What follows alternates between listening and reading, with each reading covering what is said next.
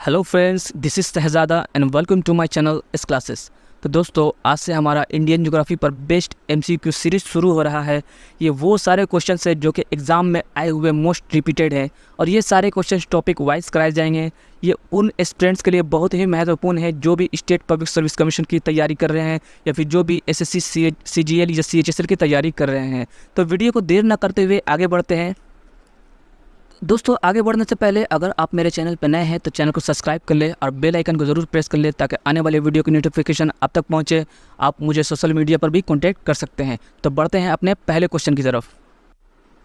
हमारा पहला क्वेश्चन है, which point of India is called Pygmalion point. तो भारत के किस बिंदु को पिग्मेलियन पॉइंट कहा जाता है?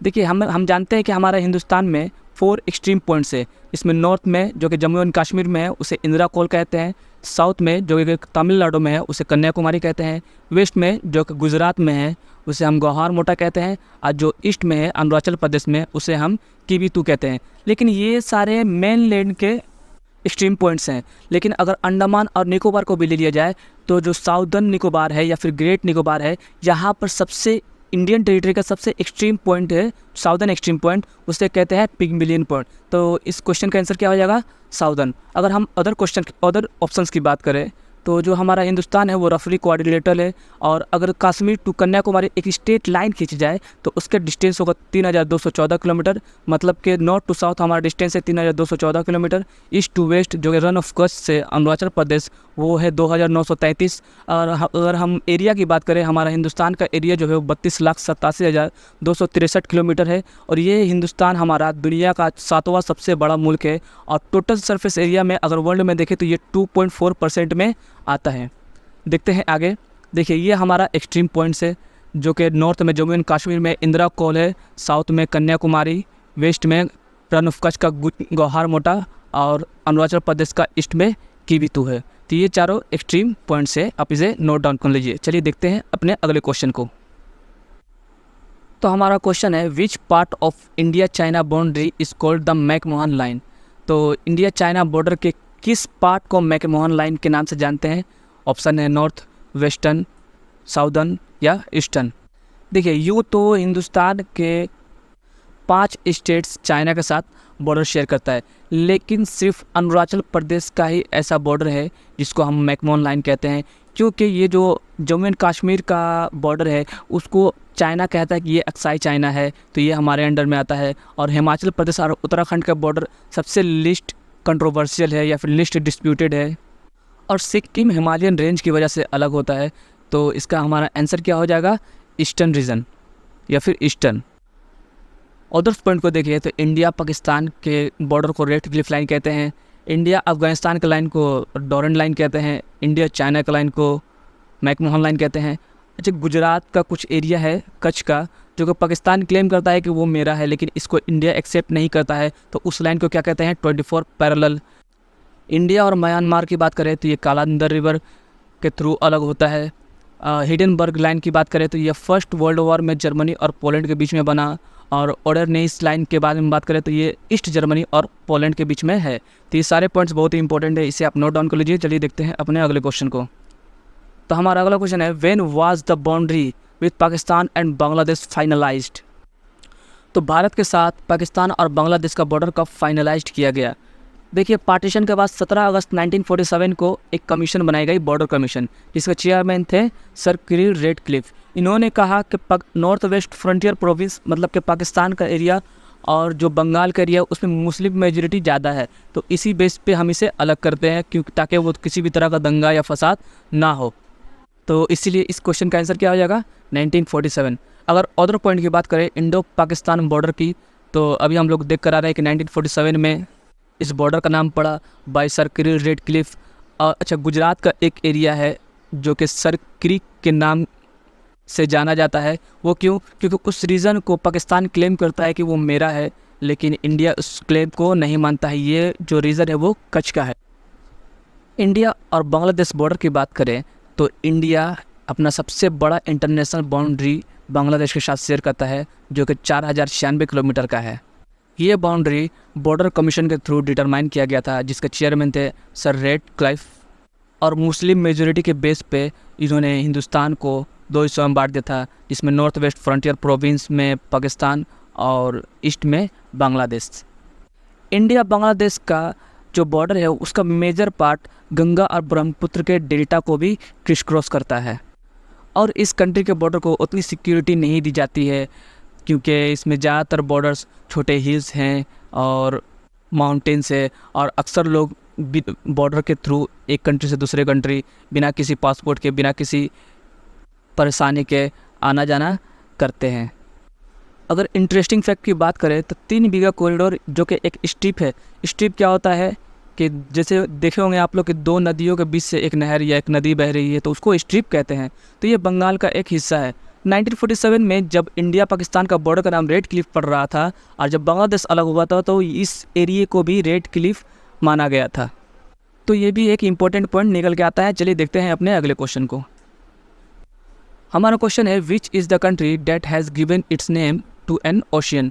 वो कौन सा देश है जिसने महासागर को अपना नाम दिया है? आइसलैंड, इंडिया, इंडोनेशिया या आयरलैंड? तो इसका जवाब क्या हो जाएगा? इंडिया। आप जो ये ब्लू लाइन देख रहे हैं वो इंडिया को कनेक्ट करता है दूसरे कंट्रीज से थ्रू वाटरवे। अगर हम इंडिया के मेजर पोर्ट्स की बात करें तो ईस्ट साइड की अगर बात करें नॉर्थ टू साउथ, तो वेस्ट बंगाल में हो जाएगा हल्दिया, पारादीप हो जाएगा उड़ीसा का, आंध्र प्रदेश का हो जाएगा विशाखापट्टनम और एलोर, और तमिलनाडु में हो जाएगा चेन्नई और तूतीकोरिन।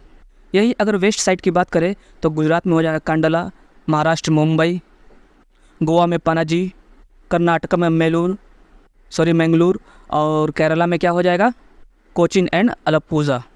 तो ये सारे north to south major ports है, इसे आप याद रखिएगा सीक्वेंस के हिसाब से। और अगर बात करें कुछ इंपॉर्टेंट पॉइंट्स की जो कि मिनिस्ट्री ऑफ होम अफेयर्स के थ्रू मिला है हमें, या फिर यूँ कह लें डिपार्टमेंट ऑफ बॉर्डर मैनेजमेंट के थ्रू, तो उनके अनुसार जो इंडिया का मेन लैंड बाउंड्री है वो 15,116.7 किलोमीटर है, और जो कि 92 डिस्ट्रिक्ट्स और 17 स्टेट्स को कवर करते हैं। और कोस्टल लाइन बोले तो 7,516.6 किलोमीटर है, जिसमें 6,100 मेन लैंड कोस्ट है और 1,197 आइसलैंड्स के कोस्टल एरियाज़ है, जो कि 13 स्टेट एंड यूनियन टेरिटरी को कवर करते हैं। और कुछ स्टेट्स को छोड़कर जैसे मध्य प्रदेश, छत्तीसगढ़, झारखंड, दिल्ली, हरियाणा और तेलंगाना को छोड़कर बाकी जितने भी स्टेट्स या यूनियन टेरिटरी है वो एक या एक से ज़्यादा इंटरनेशनल बॉर्डर्स या कोस्ट लाइन शेयर करते हैं। ये जो डाटा है वो किसके थ्रू है? बॉर्डर मैनेजमेंट के थ्रू। और अगर इंडिया के सबसे लॉन्गेस्ट बॉर्डर की बात करें तो वो बांग्लादेश के साथ है, जो कि 4,096 किलोमीटर का है। और जो सबसे शॉर्टेस्ट बॉर्डर है वो अफ़गानिस्तान के साथ है, वो जो कि 106 किलोमीटर का है। तो ये सारे पॉइंट्स बहुत ही इंपॉर्टेंट है, आप इसे नोट डाउन कर लीजिए। चलिए बढ़ते हैं अपने अगले क्वेश्चन की तरफ। तो हमारा अगला क्वेश्चन है, which country have common border with India to the north west. तो नॉर्थ वेस्ट में कौन से ऐसे कंट्रीज़ है जिसके साथ इंडिया अपना कॉमन बॉर्डर शेयर करता है? तो इसका सिंपल सा आंसर क्या हो जाएगा? अफ़गानिस्तान एंड पाकिस्तान।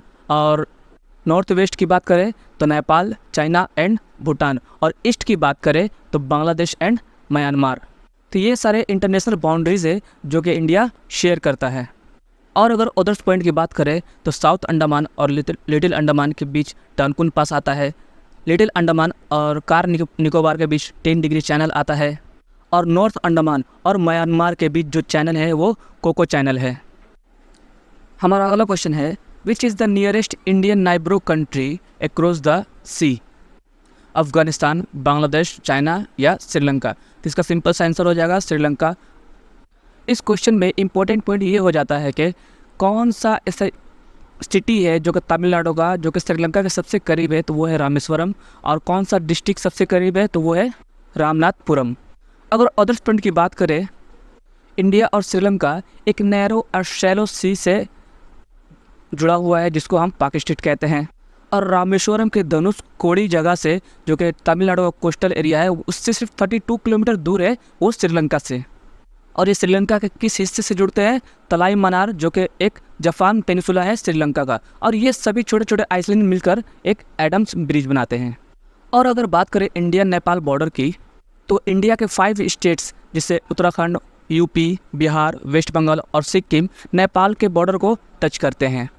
और इंडिया और नेपाल के बीच में एक पोरस या अनरिस्ट्रिक्टेड एरिया है जिससे पीपुल या गुड्स आसानी से इंडिया और नेपाल के बीच में आना जाना करते हैं। और जो भी मेजर पोर्शन है इंडिया नेपाल बॉर्डर के ईस्ट टू वेस्ट डायरेक्शन में वो शिवालिक रेंज में आते हैं। तो ये सारे पॉइंट्स बहुत ही इंपॉर्टेंट है, आप इसे नोट डाउन कर लीजिएगा। चलिए बढ़ते हैं अपने अगले क्वेश्चन पर। तो हमारा अगला क्वेश्चन है, which is the land of the sacred Kailash? पूजनीय या पवित्र कैलाश की भूमि कौन सी है? तो ऑप्शन है चाइना, अरुणाचल प्रदेश, तिब्बत या मेघालय। तो इसका आंसर क्या हो जाएगा? तिब्बत। कैलाश रेंज से ही मानसरोवर लेक निकलती है और यहीं से इंडस नदी की शुरुआत होती है। और अगर अदर्स पॉइंट की बात करें तो कश्मीर और नॉर्थ वेस्ट हिमालय और द ट्रांस हिमालय, जो हिमालय रेंज है वो ग्रेट हिमालय के नॉर्थ में पड़ेगा, जिसको ट्रांस हिमालय भी कहते हैं। और ज़्यादातर हिमालयन रेंज तिब्बत में पड़ती है, इसलिए तिब्बतन हिमालय भी कहते हैं। और कश्मीर और नॉर्थ वेस्ट हिमालय में ढेर सारे रेंजेस के सीरीज़ पाए जाते हैं, जैसे काराकोरम, लद्दाख, जस्कर, पीर पंजाल। ये जो रेंजेस है ये north to south sequence wise है, जैसे कि नॉर्थ में काराकोरम, फिर नीचे उसके लद्दाख, फिर जस्कर और फिर पीर पंजाल।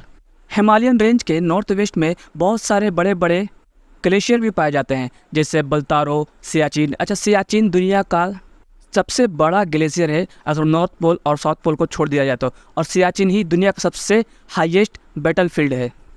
कश्मीर हिमालय में करेवास फॉर्मेशन बहुत ही पॉपुलर है, जहां जाफरान की कल्टीवेशन होती है, जिसको हम लोकल सेफ्रॉन या फिर केसर की लोकल वैरायटी कह सकते हैं।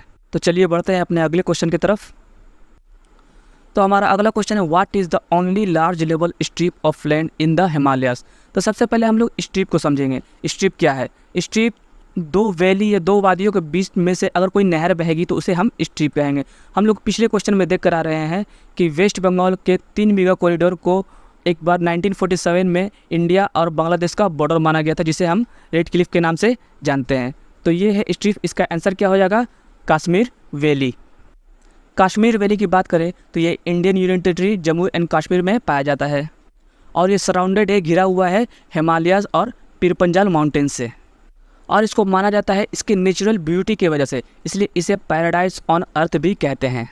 ये बहुत ही मेजर टूरिस्ट डेस्टिनेशन भी है, ये लैंडस्केप एरिया भी है, और ये सीरीन लेक जैसे दाल लेक और उलर लेक जैसे फ्रेश वाटर लेक का घर भी माना जाता है। यहाँ पर आपको हर तरह के कल्चर हेरिटेज देखने को मिलेंगे, जैसे Hindu, Buddhist and Islamic tradition. और इसके स्ट्रेटेजिक लोकेशन होने की वजह से हिस्टोरिकली सिग्निफिकेंट से भी ये बहुत इंपॉर्टेंट हो जाता है, क्योंकि काफ़ी सारे एंशिएंट ट्रेड रूट्स यहाँ से गए हैं, जैसे कि सिल्क रूट। तो ये सारे काफ़ी पॉइंट्स काफ़ी इंपॉर्टेंट हो जाते हैं एग्जाम पर्सपेक्टिव से। तो चलिए बढ़ते हैं अपने अगले क्वेश्चन की तरफ। तो हमारा अगला क्वेश्चन है, which range forms the southern part of the sub Himalayan zone? देखिए, हमें पता है कि हिमालय को 4 जोन में बांटा गया है, इसमें ट्रांस हिमालय, फिर ग्रेटर हिमालय, फिर लेसर हिमालय और फिर शिवालिक हिमालय। तो सबसे साउथ में क्या पड़ेगा हमारा? शिवालिक हिमालय। तो इसका आंसर क्या हो जाएगा? शिवालिक रेंज। अगर हिमालय के लॉन्गिट्यूडनल डिवीज़न की बात करें तो ये 4 है, जिसमें सबसे पहला था कश्मीर हिमालय, फिर कुमाऊं हिमालय, फिर नेपाल हिमालय, फिर असम हिमालय। कश्मीर हिमालय इंडस नदी से सतलज नदी, और कुमाऊं हिमालय सतलज नदी से काली नदी, नेपाल हिमालय काली से तिस्ता, और तिस्ता से दिबांग असम हिमालय। जिसमें जो सबसे बड़ा रेंज पड़ेगा वो नेपाल हिमालय को होगा, और सबसे छोटा कुमाऊं हिमालय। कुछ और मेजर पॉइंट की बात करें तो ग्रेटर और इनर हिमालय या हिमाद्री, ये मोस्ट कंटिन्यूअस रेंज है। इसमें काफ़ी सारे पिक्स है, जिसके अगर एवरेज हाइट देखा जाए तो वो 6000 मीटर का होता है। और ये सारे हिमालयन रेंज के पिक को देखिए, रेंज ही को देखें तो ये सब ग्रेनाइट से बने हुए हैं। यहाँ पर जो भी स्नो बॉन्ड है वो पेरेनियल है, मतलब कि सालों भर देखने को मिलते हैं। और यहाँ पर कई सारे ग्लेशियर के रेंजेस भी है, और सिर्फ ग्लेशियर रेंज नहीं, यहाँ पर कई सारे प्रोमिनेंट रेंज भी है, जैसे माउंट एवरेस्ट, केमेंट, माउंट कंचनजंगा, फिर नागा पर्वत, फिर अन्नपूर्णा। नागा पर्वत की एक खास बात ये है कि ये ईस्टर्न बाउंड्री ऑफ हिमालय है और western boundary of Himalaya, Naga पर्वत वेस्टर्न बाउंड्री ऑफ हिमालय है, और ईस्टर्न बाउंड्री ऑफ हिमालय क्या बोल सकते हैं? नामचा बरुआ। इस क्वेश्चन में और भी कुछ इंपॉर्टेंट पॉइंट्स हैं, जैसे कि ग्रेट हिमालयन रेंज को सेंट्रल एक्सल रेंज भी कहते हैं, और जो लाइन ग्रेटर हिमालय को ट्रांस हिमालय से अलग करता है उसे इंडस सेंगपो रिफ्ट वैली भी कहते हैं। और ग्रेटर हिमालय लेसर हिमालय से मेन सेंट्रल ट्रस्ट के थ्रू अलग होता है, और मिडिल हिमालय से Shivalik Himalaya main boundary trust के ज़रिए अलग होता है। या फिर ये इसे सेपरेट करता है। तो ये सारे पॉइंट्स बहुत ही इंपॉर्टेंट है, आप इसे नोट डाउन कर लीजिए। देख चलते हैं अपने अगले क्वेश्चन को तरफ। तो क्वेश्चन है which is the largest physiographical division of India. तो जैसा कि आप इस पिक्चर में क्लियरली देख सकते हैं कि जो हमारा प्लेटू रीजन है वो काफ़ी बड़ा एरिया कवर कर रहा है, क्योंकि प्लेटू एरिया में सिर्फ प्लेटू नहीं आते हैं, उसमें डक्कन प्लेटूज़, सेंट्रल हाईलैंड्स और नॉर्थ ईस्ट प्लेटूज़ भी आते हैं। तो ये टोटल मिलाकर हमारे पूरे इंडिया का 16 lakh square kilometre area cover करता है। तो इसलिए हमारा आंसर क्या हो जाएगा, द पेनिसुला प्लेटू। और अगर बात करें पेनिसुला प्लेटू के बाउंड्री की, तो नॉर्थ वेस्ट में आ जाएगा अरावली, नॉर्थ में मैकाल रेंज, नॉर्थ ईस्ट में राजमहल हिल्स, वेस्ट में वेस्टर्न घाट और ईस्ट में ईस्टर्न घाट। और इसके अदर पॉइंट को देखें तो ये एक ट्रायंगुलर शेप बनाता है और ड्रिफ्ट थ्योरी के मुताबिक ये गोंडवाना लैंड का हिस्सा हुआ करता था। और अगर बात करें इसके कैरेक्टरिस्टिक फीचर्स की, तो यहाँ पर ब्रॉड और सैलो दोनों तरह के वेरी मिलते हैं और राउंडेड हिल्स भी मिलते हैं। और अगर पेनिसुला ब्लॉक्स की बात करें तो ये पेटलैंड प्लेटूज़ के सीरीज से मिलकर बना हुआ है, जैसे कि हजारीबाग प्लेटू, पलामाव प्लेटू, रांची प्लेटू, मालवा प्लेटू, कोयम्बटूर प्लेटू और कर्नाटका प्लेटू। जो पेनिसुला प्लेटू है इसको 3 बड़े ग्रुप्स में बांटा गया है, जिसमें दक्कन प्लेटू आता है और सेंट्रल हाईलैंड्स आता है और नॉर्थ ईस्ट प्लेटू आते हैं। तो ये सारे पॉइंट्स बहुत ही इंपॉर्टेंट है, आप लोग इसे नोट डाउन कर लीजिए। चलिए बढ़ते हैं अपने अगले क्वेश्चन की तरफ। तो हमारा अगला क्वेश्चन है which river bounds Bundelkhand Uplands in the north. आपके ऑप्शन है गंगा, यमुना, चंबल और रामगंगा। तो आप यहाँ पर देख सकते हैं इस बुंदेलखंड के एरिया को इससे जस्ट कनेक्टेड कौन सा रिवर है, यमुना रिवर। तो हमारे इस क्वेश्चन का आंसर क्या हो जाएगा, यमुना। आप यहाँ देख सकते हैं इसके ईस्ट साइड में छोटा नागपुर प्लेटू और रांची प्लेटू है, इसके वेस्ट साइड में मालवा प्लेटू है, इसके साउथ ईस्ट में छत्तीसगढ़ प्लेन्स है और साउथ वेस्ट में महाराष्ट्र प्लेटू है। तो ये सारे पॉइंट्स बहुत ही इंपॉर्टेंट है। और इसके अदर इंपॉर्टेंट पॉइंट की बात करें तो इसका ज्योग्राफिकल लोकेशन ये सेंट्रल इंडिया को कवर करता है, जिसमें यूपी और मध्य प्रदेश आते हैं। और इसके टोपोग्राफी को देखें तो यहाँ पर रग्ड टेरेन, जिसमें छोटे हिल्स, रॉकी प्लेटूज या ओशियन रिवरिन भी पाए जाते हैं। रग्ड टेरेन की बात को अगर बताएं तो आप देखते होंगे कभी भी साउथ इंडिया या फिर प्लेटू एरिया में जाएंगे तो एक प्लेटू टाइप का दिखेगा, जहाँ पर रॉक्स से वो कवर होगा और उसी में छोटे छोटे दरख्त या छोटे छोटे पेड़ पाए जाएंगे। तो उस एरिया को रग्ड टेरेन एरिया कहते हैं। और नेचुरल सोर्स की बात करें तो ये कई मिनरल्स में बहुत ही रिच है, जैसे ग्रेनाइट, लाइमस्टोन और सैंडस्टोन। और एग्रीकल्चर की बात करें तो rain fade agriculture type area है, जिसमें मेजर क्रॉप है वीट, बार्ली, पल्सेस और ऑयल सीड्स। तो ये सारे पॉइंट्स बहुत ही इंपॉर्टेंट हैं। चलिए देखते हैं अपने अगले क्वेश्चन को। तो हमारा अगला क्वेश्चन है which river borders Meghalaya Mikir Uplands in the east. अब देख सकते हैं इस पिक्चर में ये जो अपलैंड्स है ये मिकिर है और यहाँ पर है मेघालय अपलैंड्स, और इन दोनों के बीच से जो रिवर जारी है उसे धनसिरी रिवर कहते हैं। तो हमारे इस क्वेश्चन का आंसर क्या हो जाएगा, धनसिरी। और इसमें अदर पॉइंट देखें तो आप देख सकते हैं यहाँ पर गारो है, खासी है, जैंतिया है, मिकिर है, नागा। तो मतलब कि वेस्ट टू ईस्ट अगर सजाने को दे दिया जाए या फिर पूछा जाए तो आप यहाँ पर बोल सकते हैं गारो, खासिया, जैंतिया, मिकिर और नागा, ये वेस्ट टू ईस्ट है। और नॉर्थ टू साउथ पूछा जाए तो पटकाई, नागा, मिकिर, मणिपुरी और लौशाई। तो ये सारे पॉइंट्स काफ़ी इंपॉर्टेंट हो जाते हैं एग्ज़ाम पर्सपेक्टिव से, तो आप लोग इसे नोट डाउन कर लीजिए। चलिए देखते हैं आगे। तो हमारा अगला क्वेश्चन है where is the Shillong peaks situated. आपके ऑप्शन है अरुणाचल प्रदेश, असम, मणिपुरी और मेघालय। तो आप ये देख सकते हैं ये जो स्टेट का मैप है वो मेघालय मैप का स्टेट है, और यहाँ पर आप देख सकते हैं ये है शिलोंग। तो इस क्वेश्चन का आंसर हमारा क्या हो जाएगा, मेघालय। तो बात करें अगर मेघालय के अदर्स इंपॉर्टेंट पॉइंट की, तो अगर लोकेशन को देखें तो ये इंडिया के नॉर्थ ईस्ट साइड में पड़ता है। और ये बॉर्डर की बात करें तो ये नॉर्थ और ईस्ट में असम है इसके, और साउथ और वेस्ट में बांग्लादेश है, और साउथ ईस्ट में त्रिपुरा। त्रिपुरा के बारे में एक खास बात याद रखिएगा कि त्रिपुरा 3 साइड से बांग्लादेश से घिरा हुआ है, जिसको जीरो लाइन भी कहते हैं। और अगर कैपिटल की बात करें शिलोंग, तो इसको शिलोंग है, और जिसे स्कॉटलैंड ऑफ द ईस्ट भी कहते हैं। और जोग्राफिकल एरिया की बात करें तो मेघालय को हिली ट्रेन के नाम से भी जाना जाता है, हिली टेरेन। और क्यों? क्योंकि यहाँ पर खासी, गारो, जैंतिया जैसे हिल के लैंडस्केप भी पाए जाते हैं। और यहाँ पर दुनिया का सबसे हाईएस्ट या फिर one of the highest rainfall भी होता है। और मेघालय में एक जगह है मोसिनरम, वहाँ पर सबसे ज़्यादा, हिंदुस्तान में सबसे ज़्यादा बारिश उसी जगह पे होता है अगर सेंटीमीटर के हिसाब से देखें तो। चलिए बढ़ते हैं अपने अगले क्वेश्चन की तरफ। तो हमारा क्वेश्चन है which basin is also called Chhattisgarh plains. तो ऑप्शन है महानदी, गोदावरी, कृष्णा या कावेरी। तो हमें पता है कि महानदी का जो ओरिजिन है वो छत्तीसगढ़ के रायपुर डिस्ट्रिक्ट से होता है। इसमें इम्पोर्टेंट पॉइंट्स ये बन जाते हैं कि छत्तीसगढ़ में महानदी के कौन से ट्रिब्यूटरी आके मिल रहे हैं। तो पहला है शिवनाथ, दूसरा है मांदा, तीसरा है हसदो और चौथा है जोंक। और अगर उड़ीसा में महानदी की ट्रिब्यूटरी की बात करें तो वह आईबी, ओंग और तेल। तो ये सारे पॉइंट्स बहुत ही इंपॉर्टेंट है। चलिए देखते हैं अपने अगले क्वेश्चन को। तो हमारा अगला क्वेश्चन है which one of the flowing forms the real water shade of the peninsula. और हमारे ऑप्शन से अनाईमुदी, पुष्पागिरी, पेरुमल पीक और वेस्टर्न घाट। आप इस पिक्चर में देख रहे होंगे कि ये जो पेनिसुला प्लेटू है उसका जो वाटर शेड पेनिसुला है वो देखिए वेस्टर्न घाट की तरफ है। और यहीं पर 3 गैप्स पाए गए हैं, भोर घाट, ताल घाट और पाल घाट। और आप मुझे कमेंट में बताइए कि भोर घाट, थाल घाट और पाल घाट कौन कौन से स्टेट्स या सिटीज़ को कनेक्ट करते हैं।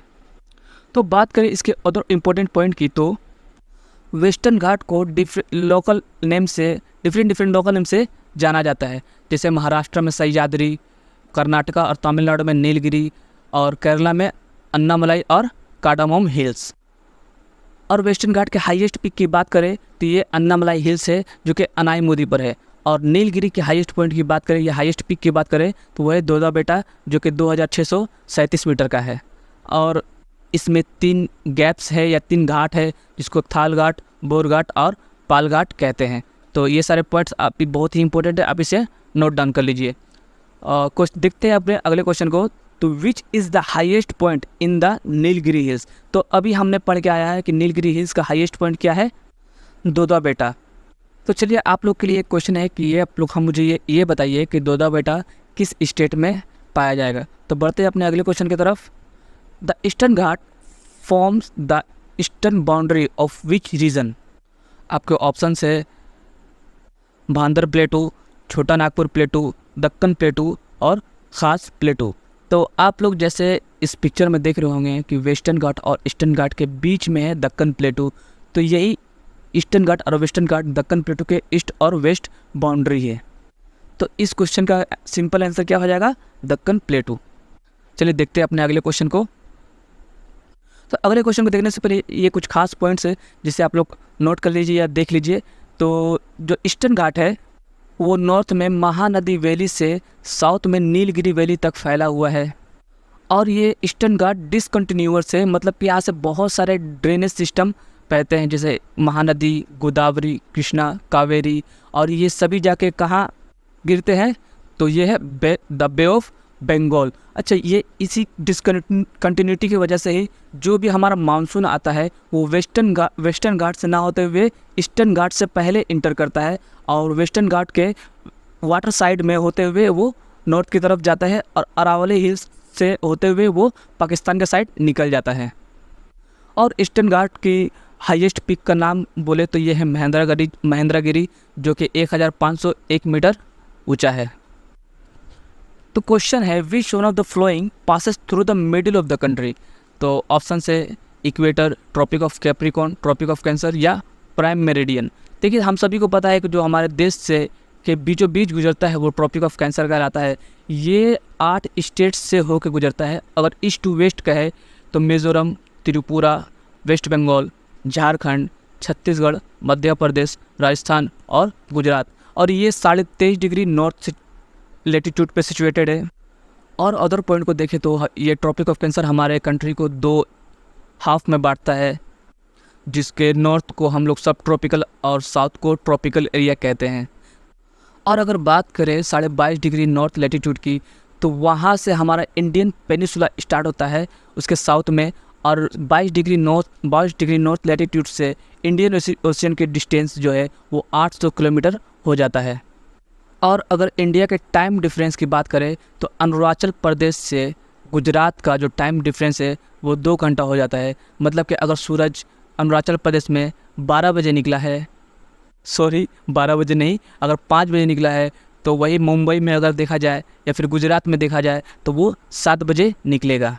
तो ये जस्ट छोटा सा एग्जाम्पल था टाइम डिफरेंस का।